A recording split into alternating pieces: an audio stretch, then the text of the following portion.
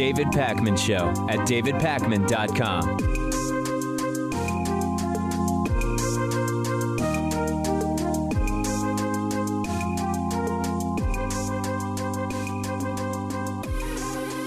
I have just genuinely good news for you today. Last week, I reported to you that in the midterm elections, Republican Martha McSally won against Democratic Congresswoman Kyrsten Sinema. That has changed. Since election night, they've been counting uncounted ballots, which you should do if the ballots are valid.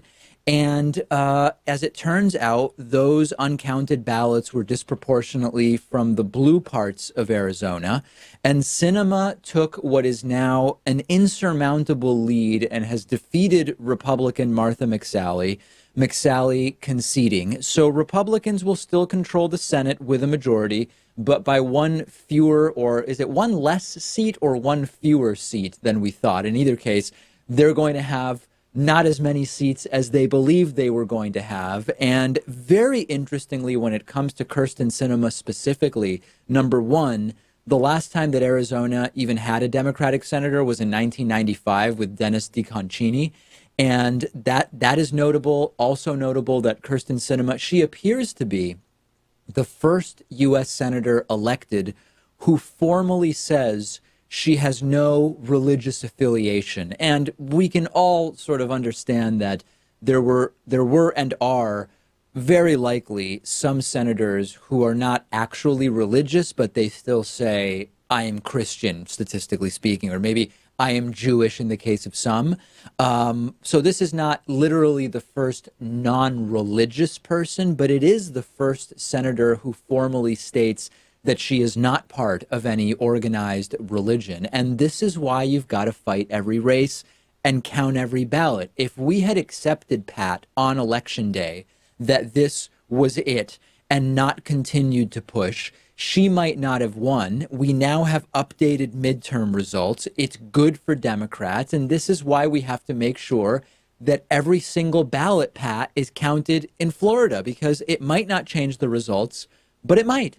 Yeah, and Kyrsten Sinema, she's not the most progressive person out there, but hey, it is Arizona after all, and I'd rather see a Democrat win that seat than a Republican. And it looks like the Republican majority in the Senate is going to be 53 to 47. That makes it slightly easier for Democrats to take back the Senate in 2020. That road now becomes a lot more possible. And I want to talk about in the context of 2020. So last week when I gave sort of my analysis of the results, which were this was pretty good for Democrats given the circumstances, but at the same time, I understand wanting more because we have such an outrageous administration right now. And I get it. When you see this cartoonish disaster that we have in the White House right now, you think, wow, if people understand what's going on, we should be absolutely crushing. And we had a situation where the Senate was stacked against us. Just slightly losing really isn't that bad when you consider that. In the House, Democrats have, as of right now, picked up 32 seats. This may not be the overwhelming victory some wanted, but the truth is that this is the most seats that Democrats have picked up in a midterm election, in any election, in the House in a very long time. I don't even remember exactly when the last time was that Democrats had plus 32 in an election in the House, but this is a good result. The Democrats won the popular vote in the House by 5 million votes. They won the popular vote in the Senate by about 14 million, if I recall correctly, and if you account for the fact that for Dianne Feinstein's seat, you had two Democrats running, you can take away all of Kevin DeLeon's votes. I think it was about 2.5, 3 million. You still have Democrats receiving 11 million more votes in Senate races than Republicans. So there's now a very clear set of goals for 2020. The Senate is going to be tough, even though the map is in some ways better for Democrats in the Senate in 2020, because Democrats are going to have more safe seats than Republicans. The Republican seats, as Pat pointed out last week, are mostly in some pretty red states. You're almost definitely, I think, Pat, going to lose Alabama back to Republicans. You had a serial child sex assaulter who only lost by a few points any reasonable person is probably, and by reasonable, I mean not a serial accused sex assaulter, Democrats will probably lose Alabama, but there is a path to controlling the Senate there. That is true. Democrats will probably lose Alabama, but hey, they can probably beat Cory Gardner in Colorado. They might be able to beat Joni Ernst in Iowa, Tom Tillis, he's vulnerable in North Carolina, and Susan Collins, our good old friend from Maine. I think she could lose that race as well. So the point is, you've got to fight every seat. You have to fight for every vote. And until all the votes are actually counted, you aren't done. And we will see what we ultimately hear about the recounts that are currently taking place in Florida. And that's actually what I want to talk about next. Two stories that we've been covering sort of come together in one story, in that a Trump supporter was caught screaming "effing Jews" at a protest meant to protest the counting of all of the ballots in Florida. So we've got story number one, which is the emboldening and sort of coalescing of the most disgusting, radical, extreme elements of the right. This includes white nationalists, this includes anti-Semites, and they have been catalyzed and activated by the presidency of Donald Trump. That's story number one. The second story is that of the attacks on our democracy, and specifically the attacks on voting that are coming from the right. This includes voter suppression. This includes gerrymandering, the entire thing we've been talking about. But recently, it also includes doing everything possible to stop the recount from actually happening in Florida after a ton of ballots were found uncounted at a mail handling facility. So now we combine the two stories, and what we end up with are the vile extremists that have been activated by Trump protesting in Florida to stop the recount and prevent all of the ballots that have been cast from actually being counted. And at that protest, there was a Trump-supporting woman who was heard yelling "effing Jews."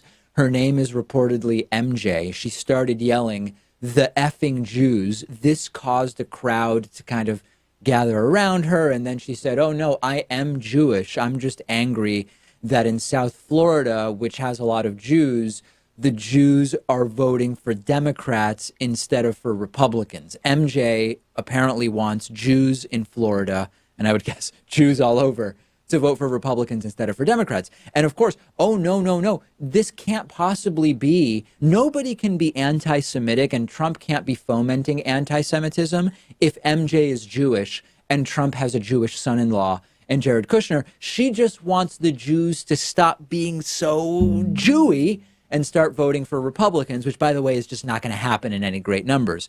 Understand the scene at this protest, which is a protest against counting votes. Okay, so without knowing anything about the people there, Pat, if I just tell you people are protesting against the counting of votes, you're probably going to have the impression that the people there are not exactly going to be the best, as Donald Trump likes to say. I don't even think it would be commoners protesting the recounts and counting all the votes. I would think it would be like Republican staffers, right? And this is just a political hit job.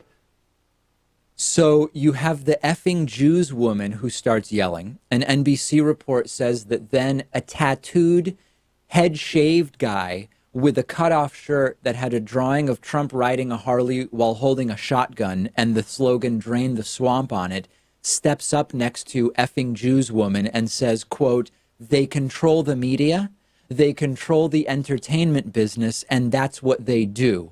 Donald Trump has done more for the Jews and Israel than anybody before, and it doesn't matter."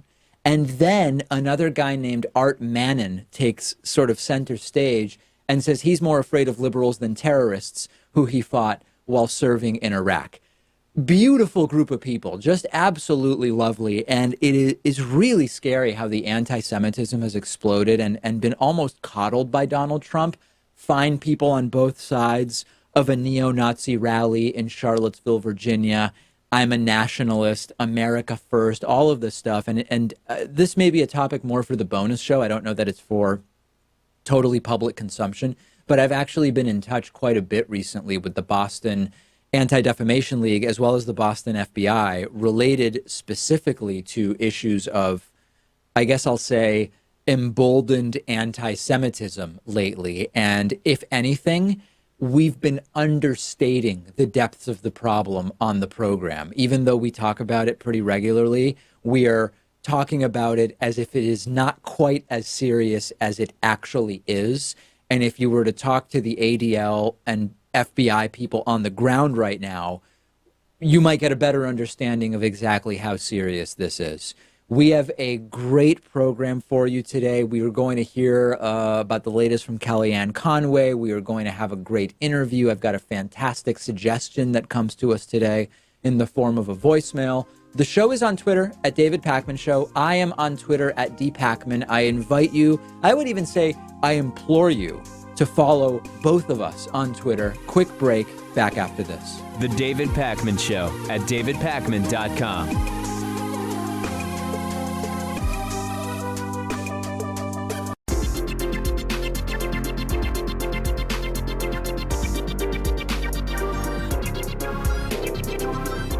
The David Pakman Show at davidpakman.com. Let me say a big thank you to today's new member of the day, Earl Pfeffer. Earl, thank you for being a supporter of the David Pakman Show. Thanks to everybody who signed up in the last 24 hours with Kaya's great half-price membership offer from Kaya and her mom and her son and 3 generations of David Pakman Show supporters. Sponsoring 33 half-price memberships. Still a few available. Also want to say thanks to Martin Hain, who's been a member for 5 years with us since November of 2013. Earl, Martin, thank you to both of you.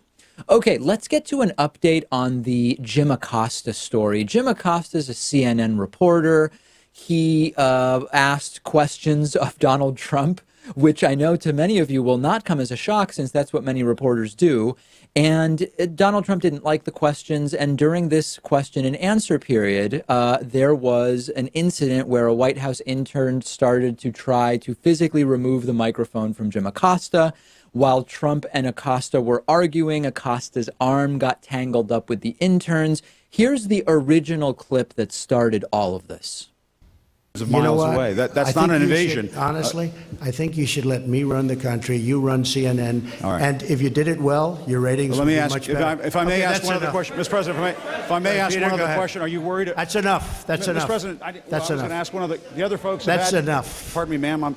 Mr. President, that's enough. Mr. President, I had one other question, if I may ask, on the Russia investigation. Are you concerned that you may have? I'm not concerned about anything with the Russian investigation because it's a hoax. That's enough. Put down the mic. Mr. President, are you worried about indictments coming down in this investigation?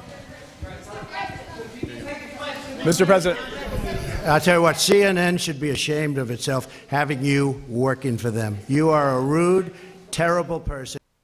Yeah, so then after this, the story from the White House became, we are getting rid of Jim Acosta from these briefings because he put his hands on a woman. And then video was released, which was apparently edited in a way to make it seem as though the moment where the arms get tangled between Acosta and the intern was a moment of Jim Acosta being violent in some way with this intern. And we reported on the video when it first came out. It appeared quite a bit as though there was something up with it. And it seems that it was sort of a combination of speeding up the moment where Jim Acosta's arm goes in a downward direction with potentially even removing some frames to make that downward motion look sort of more aggressive. And we now have an interview that Trump advisor Kellyanne Conway gave on Fox News Sunday, where she admits that this video was indeed edited, but she called it not edited, not altered, not doctored, simply sped up. And her language here is completely Orwellian. And I'm going to play it for you, and then we'll talk about it. Take a look. This brings me to my final subject, which is the now infamous confrontation with Jim Acosta at that news conference. As you know, I have been very critical of Acosta's behavior myself, but I want to ask you about 2 responses by the White House. First, to tweet a video that was clearly altered to make it look like it was more of a physical confrontation than it really was, although I do think it was inappropriate. And second, to pull Acosta's pass to get into the White House and to threaten to do that to other reporters. Well, Chris, first of all, what do you mean by edited, or as others are saying, quote, doctored video? He either put his hands on her and grabbed the mic back, or he did not, and he clearly did. No, he clearly did, but the video was altered, and there are experts who have looked at it to make it speed it up to make it look. Pardon? Oh, well, that's not altered. That's sped up. They do it all the time in sports to see if there's actually a first down or a touchdown. So I have to disagree with the, I think, overwrought description. Listen, I watch a lot of sports on TV. Has she ever seen sports on TV? In sports, you do slow motion to see what happened. You don't do fast motion. Like, have you ever seen referees, Pat, say, you know, we really didn't get a clear look at that. Can you show us a replay in 2x speed so that we can really figure out what's going on? Like, this is one of the dumbest explanations so far. The only thing I can think of is like on a highlight reel, if you're showing a football player making a 90-yard run, maybe you'll speed that up because the clip takes a little bit of time. But if you're trying to focus in on something like, I don't know, a fumble or whether a runner was safe or out at the plate, you want to slow that down so the public can actually get a look at what happened. Yeah, the idea that you would speed something up to ascertain what actually took place is ridiculous. And of course, this is part of the words have no meaning thing anymore. Kellyanne Conway of the Bowling Green Massacre, which didn't exist, of alternative fact, which of course it's sort of binary. Something either is a fact or it is not a fact. It was sped up at a particular moment to create a different perception of what it is that took place, period. The idea that changing the speed of a video is irrelevant because it's just the playback speed is ridiculous. Imagine, Your Honor, there's no way I was speeding. Check out this video of me driving at the time, right before I was pulled over. Look at how slowly I'm moving. Well, that video has clearly been altered. No, Your Honor, it's not been altered. I've simply slowed the video down. Well, yeah, what's at issue is how fast you were driving. So slowing the video down is an alteration. That's what's at issue here. They can't be trusted to tell the truth about anything, like stupid things, irrelevant things, important things. They can't be relied upon to give us the truth about anything. And in the end, why not just say, you know what? The video was altered. We regret sharing an altered video put together by a conspiracy website, but we believe that Jim Acosta's behavior is what was inappropriate. It's not the speed at which he chopped a female intern's arm. We simply don't want him around because we think that his presence is toxic. Like, Pat, why not just say that? You don't need doctored video to defend your decision. Some people are going to be happy with your decision to kick him out. Others are going to say, let's file a lawsuit, which is exactly what CNN has done and we'll talk about tomorrow. But it's not that the video is even necessary for them to do what they want. Oh, you can totally concede that the video was altered and still try to feign the moral high ground in that exchange, because they could still say that Jim Acosta acted inappropriately, and that's not the demeanor that you expect from the White House press corps. You can go in that direction, but Kellyanne Conway, she has to stick to it. Doubling down time and again with just absolute and total fabrications. We are going to be talking later today with Anand Giridharadas about the way in which corporations and corporate media narrowed the scope of what is acceptable activism and acceptable change. And part of that comes with evaluating the sort of status quo about our politicians, which is increasingly a sort of expectation that they be rich and successful, and that if they aren't, there's something wrong with them. And Fox News, case in point, made fun of Congresswoman-elect Alexandria Ocasio-Cortez, who has the traits of not only being young, I believe. I always forget, Pat, is she the youngest congresswoman ever or not at 29 years old? I don't believe so, just because the country goes back so far. But certainly the youngest congresswoman-elect, the youngest person that we currently have in Congress, she will become. Right. She will be the youngest of the incoming Congress, I think we can say with certitude. And another characteristic about her is that she's not wealthy, and there's nothing wrong with that, and there's nothing to make fun of there. But one of the problems with our politics is that it has become this sort of game for the rich. On average, members of Congress, and even more so in the Senate, have way more money than the average American, way more money even than the average American at the same age as that member of Congress. And we increasingly have this political system that is corporations and rich people influencing the way that the likewise rich members of Congress govern the country. It's sort of by rich people, for rich people and corporations. And this is a toxic reality. I mean, this is one of the worst things about our politics right now. One of the best things that we could do, aside from campaign finance reform and net neutrality and dealing with the climate, right, the sort of base core issues we discuss, one of the best things we could do is have a group of people representing us that is more representative, more economically diverse, more diverse in terms of background, meaning fewer lawyers and business people and more people from science and education and other areas. I have many disagreements politically with Alexandria Ocasio-Cortez. I think that there are many fair criticisms about her lack of knowledge in certain areas, and hopefully she will learn more by doing now that she's going to be an elected member of Congress.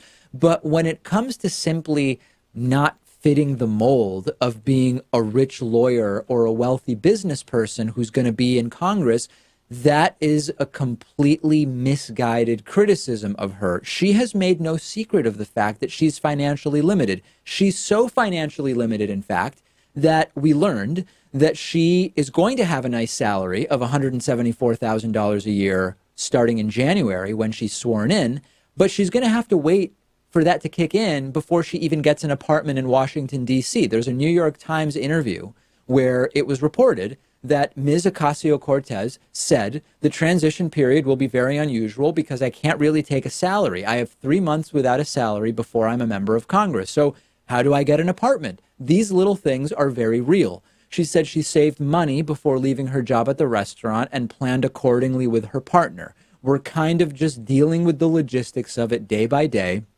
but I've really been just kind of squirreling away and then hoping that gets me to January. That's fine. D.C. is expensive. She, I think, has never had well-paying jobs. Who's surprised that affording an apartment in D.C. is a difficult thing?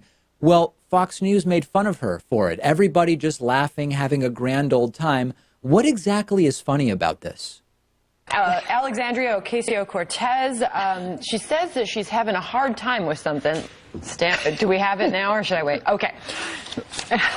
Let me know when we have it. So Alexandria Ocasio-Cortez says this: I have 3 months without a salary before I'm a member of Congress. So how do I get an apartment? Those little things are very real. She said this to the New York Times. What do you think of that? It's very Alexandra Ocasio-Cortez to say this. I think her supporters like it. This is who she is. She comes from the Bronx. She's young, she's the youngest member of Congress.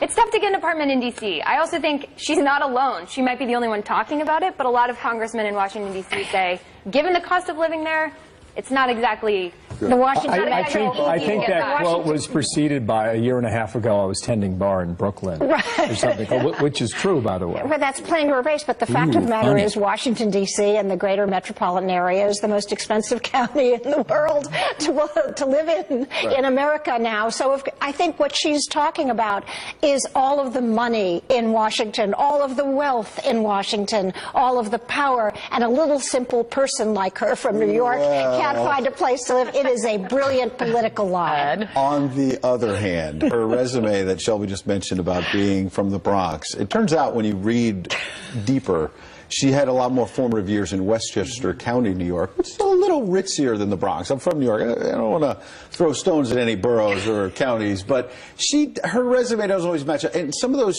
shoots during the campaign, she had these multi-$1,000 outfits that could pay a month's rent in Washington, D.C. You're right. Well, I live in Washington. It's very expensive, but she's been all over the map on some of this stuff. Overall.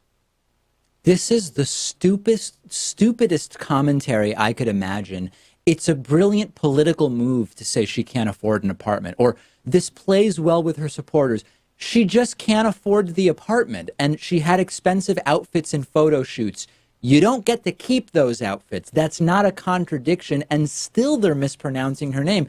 I get it. If you don't speak Spanish, you might have trouble with Ocasio, but Where is they still can't pronounce her name? And then she actually tweeted a response to this, 3-part response, saying, number one, why can't any of your anchors say my name correctly? It's been 5 months, which I concur. Number two, it's bizarre to see 1% salaried anchors laugh at the U.S. housing crisis. Absolutely spot on. And number three, never purchased pricey clothes, always told my story, but repeating lies until they are believed is your thing. The undertone here is she's not qualified to be a congresswoman since she's not rich. I find it refreshing to have this be the situation. And implicit in this, obviously, is that people who aren't rich aren't smart, even though the right claims to be for working people.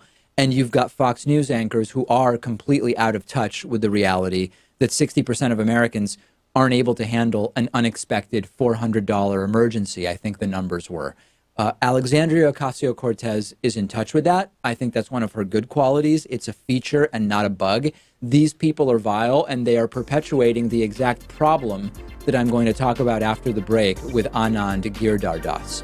Follow the show on Instagram at David Pakman Show. Follow me on Instagram at david.pakman. The David Pakman Show at davidpakman.com.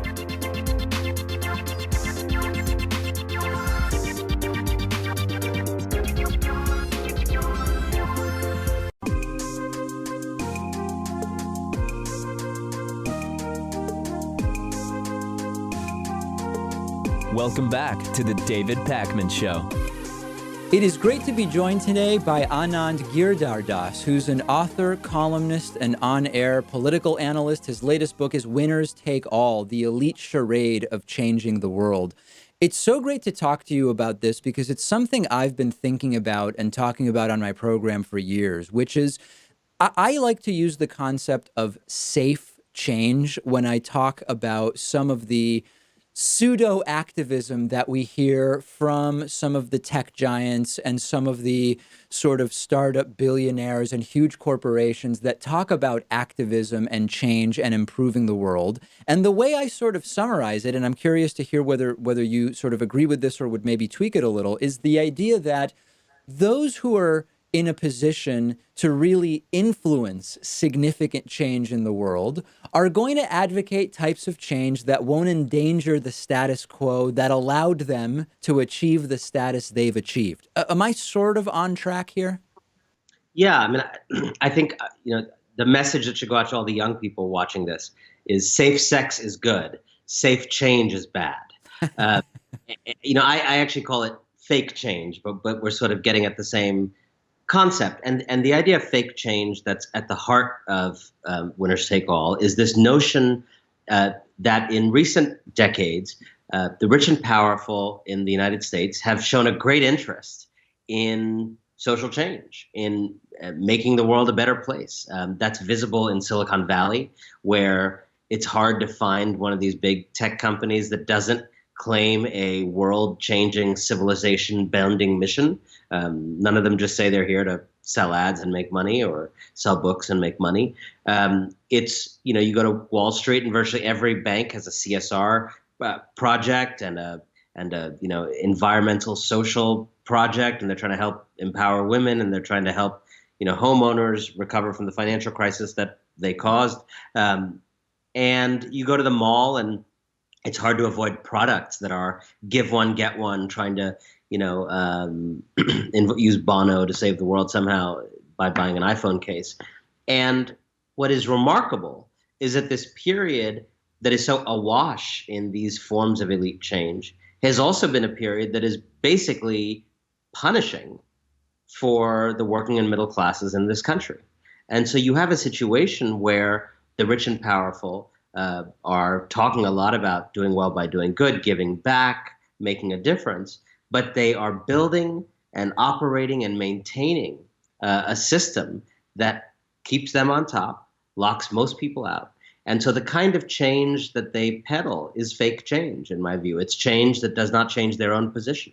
It's change that does not change the social arrangements that allow them to win and keep others out. It's the kind of change that allows their own world to not change at all, and the kind of generosity that allows injustice to fester. We've been talking a lot on my show, and I think some in my audience disagree with my position on the sort of use of techniques like the heckling of politicians in public. We can debate whether we think that's useful or not, or whatever activism technique we want to talk about. And one of the points I've been making is that if you stick to doing activism and lobbying for change only in the ways that those in power are comfortable with, you're immediately conceding that the scope of the change you can achieve is much smaller than what it is that may actually need to happen or that you may be targeting. And for me, it's a sort of similar thing with corporations, in that when you hear an announcement about major giving campaigns that some huge multinational is going to be doing, we focus on, well, what exactly will that money do? And it becomes almost background that it will maintain the exact infrastructure that allowed that corporation to consolidate assets and power in this way. And I'm curious to hear from you, what are ways to get around this system? Because those who are telling us what types of activism are okay are the ones who benefit from that narrow scope. One thing I would say, I think, first of all, you're absolutely right. That, I think we live in actually a very tame and safe age in which there have been some amazing protest movements. But in general, I think a lot of people have stayed away from protest as a way of making things different. At many of my book tour events over the last couple of months, women in their 70s and 80s have come up to me and kind of whisper, "What is up with your generation? Like, when we saw problems, we shut down streets, we shut down universities, we shut down. How is it that nothing's getting shut down, with some occasional exceptions, during the rise of, a strongman demagogue fueled by white nationalism in the United States?" You could argue that, Trump has led to, much, much less civil disobedience than you would expect, given the belief that many people have, I think justified, that this is an existential crisis for the republic. I think one of the things that does remain very powerful in terms of this plutocratically owned society is that it is upheld not by tanks so much as by ideas. And that's actually an optimistic message. I wrote this book because I thought that there were actually some very flimsy, fraudulent, but widely believed ideas, a kind of tyrannical reign of sweet-smelling bullshit that upheld this kind of rule by billionaires. And I actually really believe that if people stopped believing billionaire bullshit, a lot of new political possibilities come into play. Today, for example, we have the announcement of Amazon opening its second headquarters in New York and Northern Virginia. Well, first of all, there's no such thing as a second headquarters any more than there's a such thing as a second head. Second of all, if your second headquarters is two different places, that's not really a second headquarters. That's just two new offices. So we all got played, and a bunch of places got coaxed into offering tax breaks for nothing. And what I would say that's interesting is, having written about this for a couple of years, I would say the public reaction today, when I tweet about this issue today, there is an awareness today to see through this kind of thing that there wasn't a few years ago. People are starting to realize that we've lived in this age in which companies rule us, and even our government just lives in the world that companies create. And I'm gratified when I see the reaction to the Amazon story. I think people are immediately going to, like, what are the tax breaks? What did we sign away? The kind of gratitude reflex has actually gone away. And it was the same thing when Jeff Bezos of Amazon announced his $2 billion philanthropic gift. The tone and tenor with which we kind of treat and understand these plutocrats has changed. People were immediately asking, well, do you pay people enough? What's your tax avoidance situation like? And so I believe that the first step to kind of protesting plutocratic rule in America is telling the truth and asking hard questions. And I think there's a very important role for the media to play in terms of what is the default story when you have an announcement like this. Well, that's actually what I wanted to get to next, which is there a degree to, or to what degree, does corporate media protect the fake change narrative by only giving minor attention to the more serious ideas of change, even when those ideas are pretty popular among people? Like, do you think the government has a basic duty to provide some level of health care, whether or not you can pay for it? That is very popular in the United States when asked fairly. But the narrative around Medicare for all is of this extremist idea that barely deserves attention. Look, I'm not sure it's always because, I mean, the corporate media includes many different things. You know, I think there is some media that, because it is corporate, is hostile to certain ideas. But I think the problem, when you look at the really great papers and magazines, the problem is not their corporate ownership. I think it's actually something, having worked at the New York Times for many years, having known a lot of people within that media, there is a kind of real wariness and skepticism of political power. And a lot of the self-image of journalists was shaped by Watergate in this country. And the idea that people with political power need to be held to account, investigated, etc. And of course, those publications also investigate the private sector and business. But I think often with these kind of entrepreneur hero figures, the coverage has just been a little puffier. I think if you think about something like Goldman Sachs or Facebook and Cambridge Analytica, like, you end up getting very serious scrutiny. But on the way up, a company like Uber or Facebook, while it's still growing, has a little bit more of a free ride, even though it's exerting an enormous amount of power. And when you have these people, Steve Case is starting an impact fund and this and that, often it goes straight to, here is how this person is trying to make things better, instead of, why do they have that much money? What tax measures did they use? Are the tax measures that they are using, are those creating harm to the society on a scale that dwarfs the good that they're doing? In other words, writing about rich people the way we write about senators and congressmen, which is always with a gimlet eye, always trying to understand what's behind. And I do think there's a way in which we've turned the entrepreneur king of our age into these kind of swashbuckling heroes that has created space for them to rule us, instead of just being part of the mix. On that note, I mean, in what way does this relate to the rise of Trump? The concept of fake change, the coverage of these corporate sort of pseudo heroes as they are perceived by some, and what's the relationship there? I think an uncomfortable truth is that the plutocratic kind of philanthro-capitalist class paved the way for Donald Trump in two important ways. The first way they did so is by aggressively peddling non-solutions to grave problems for 30 or 40 years. As social mobility was vanishing from the United States, as the education system was failing to prepare people for a new world of technology and automation and globalization, as you had a shift from an industrial economy to a service economy, et cetera, et cetera, et cetera. We just didn't do any of the really big things we needed to do to prepare people for the new world. And meanwhile, we told women to lean in. We built a charter school here and there. We did the kind of, we put billionaires' names on public libraries while not actually funding public libraries more.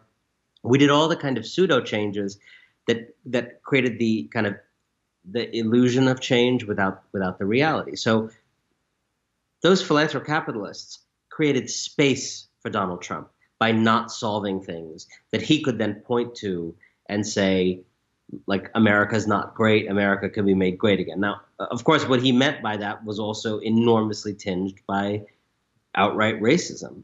But the racism and the economics work together, in the sense that this country is rigged. It does not work for people anymore, is something that actually unites people on the left and right, people of color, white people, women, and men. And he tapped into both the racial undercurrents and that sense of things being rigged in a way that was incredibly powerful. The second way those people paved the way for him is they gave him his playbook. When Donald Trump says, the people who kind of traded with Mexico and China themselves in their own business are the people best able to get us a trade deal. That is the philanthro-capitalist idea of the arsonists being the best firefighters, of the McKinsey and Goldman Sachs trained people being the best foundation executives and poverty warriors.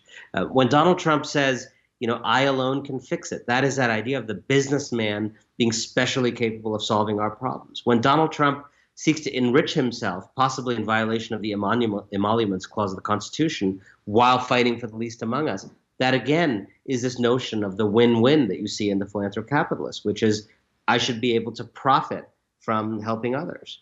And so Donald Trump is in many ways what you get when you task billionaires with changing the world. Donald Trump is what you get when you have a culture that believes in billionaire saviors. And I think it's very notable that if you look at a lot of the people the left has fantasized about during the Trump era, among that set of names is Mark Zuckerberg, Howard Schultz, Michael Bloomberg, Tom Steyer, and Oprah.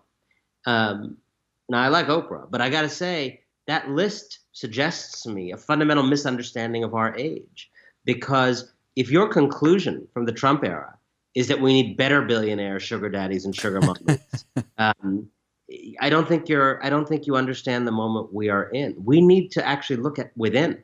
This is not just about Trump. We need to look within. What is it in us that has conflated wealth with virtue and intelligence, and that looks to be saved by rich people when a rich person who's not even as rich as he claims is defrauding our republic? And even today, we spoke about on the program, or speaking about on the program, Fox News ridiculing Alexandria Ocasio-Cortez because she's not rich, as if obviously we should have elected officials who are wealthy. And it's all part of this dynamic that you describe in the book, which is excellent. Winners Take All, the elite charade of changing the world. We've been speaking with the book's author, Anand Giridharadas, author, columnist, on-air political analyst. Really a pleasure speaking to you today. Thank you so much for having me. The David Pakman Show at davidpakman.com.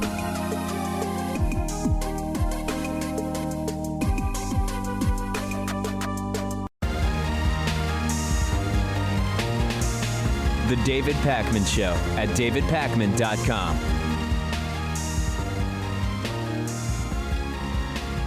The U.S. dollar has a pretty privileged position among world currencies, which is good for the United States because it's a trading currency, it's a reserve currency in many parts of the world. So it's not just within the United States that the dollar is used, it's used by countries all over the world for transactions between many other countries. 40 to 45% of international payments happen in dollars. 2/3 of global reserves are in dollars. 2/3 of physical dollar bills are outside of the United States. This global reliance on the dollar keeps interest rates low, which is good for our economy. It's really easy to sell U.S. bonds because a lot of the world is already operating in dollars. And trading with other countries, meaning imports and exports, trading with other countries is one step easier for the United States because our currency happens to be one that's already being used by many other countries. But the consequences would be bigger than just these numbers if the United States dollar were no longer such a prominent currency. We have clout economically around the world and diplomatically around the world because of the prevalence of our currency being used by different countries. The world wants dollars, which makes American exports worth more.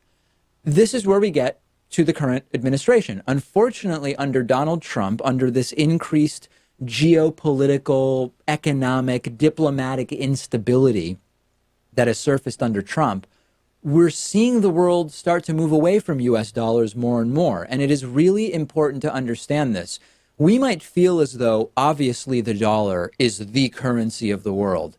There's nothing fixed or immutable about that. It might seem like dollars are at the top of the food chain, but the reason for that is a lot of what I've told you, and the fact that the U.S. has been seen as a sort of stable geopolitical player that can be trusted to stick to our agreements, to be present in our alliances, that's increasingly in question. And there are two sort of unrelated ways in which Donald Trump is causing this self-inflicted demise of the dollar. Number one is that the status of the U.S. around the world as untrustworthy hurts our credibility. This includes Trump backing out of agreements for no good reason.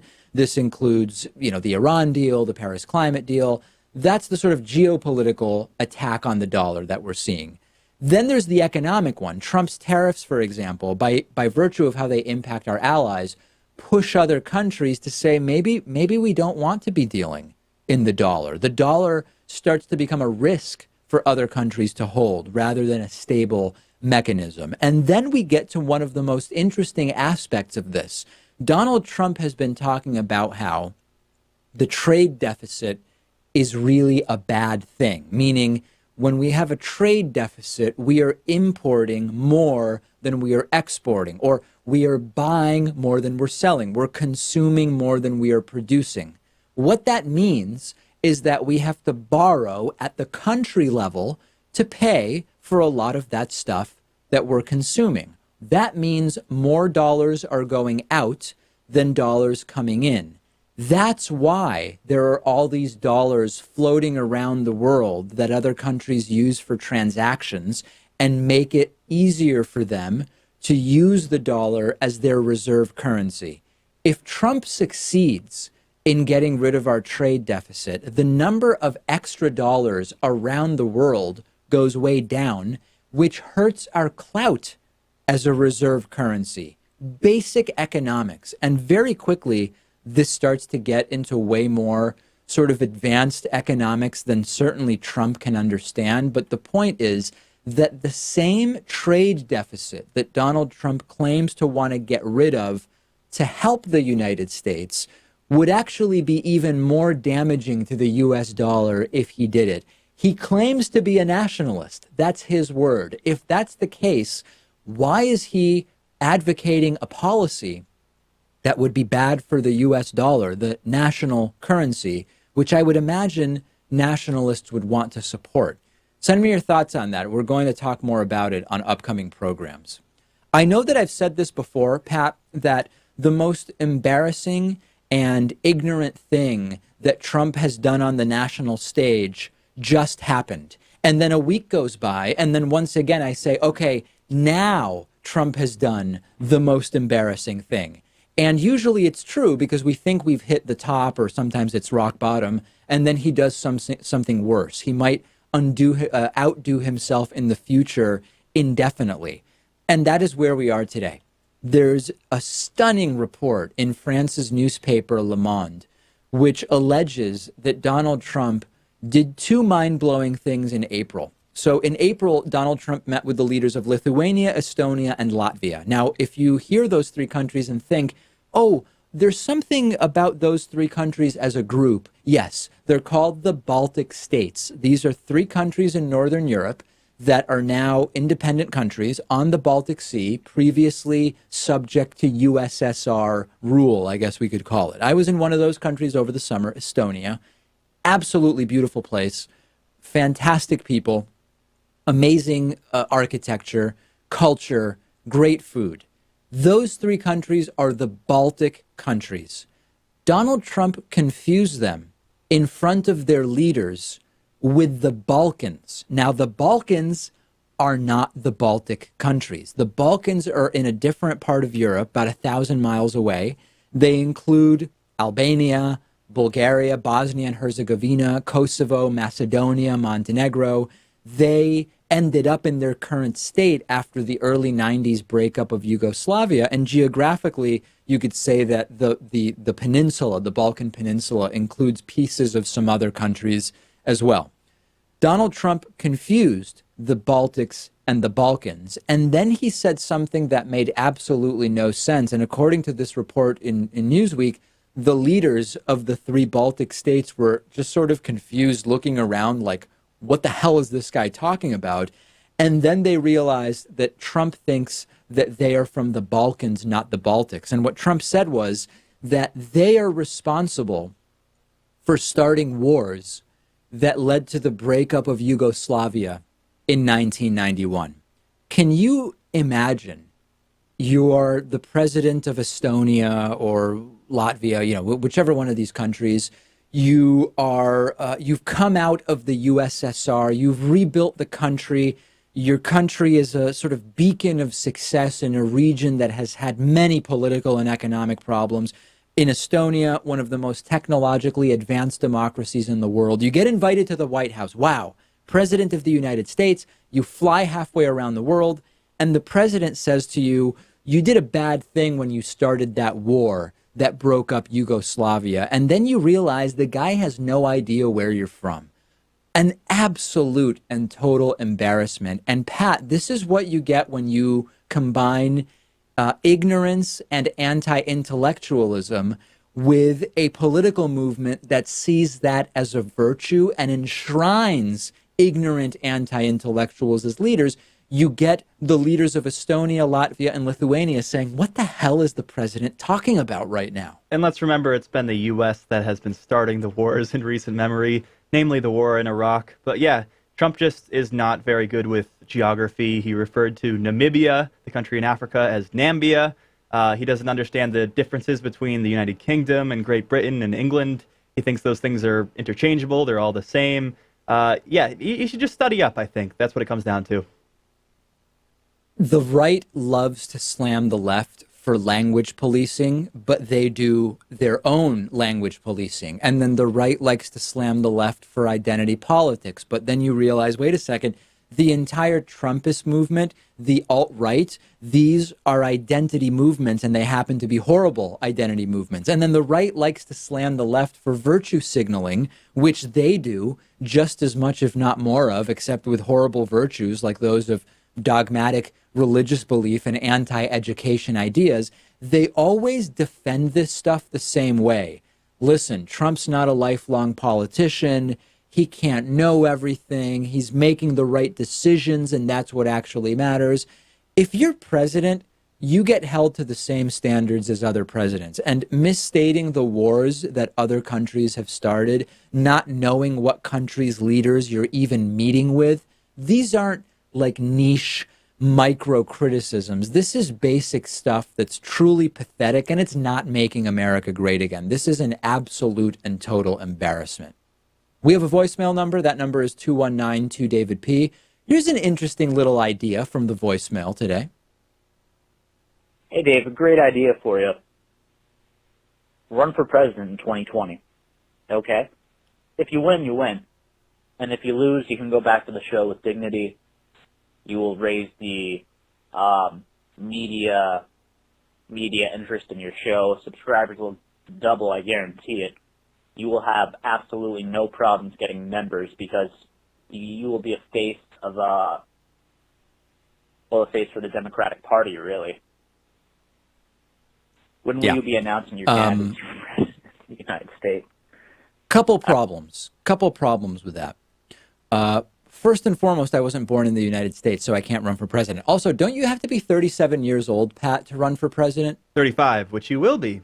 So it's really the only thing holding you back is being born outside the United States. But Ted Cruz ran for president, so that's still an open question, too. Yeah. Hey, listen, I might as well run, right? I mean, Obama was president after all. If that's the argument, then maybe I actually do have a shot. No, I can't run for president, and maybe the Schwarzenegger rule, if it ever becomes a reality someday, will allow me to run for president, but not today, not for 2020. We will talk about 2020 on today's bonus show and much more. Become a member, become a patron, please sign up, and we will speak to you on the bonus show.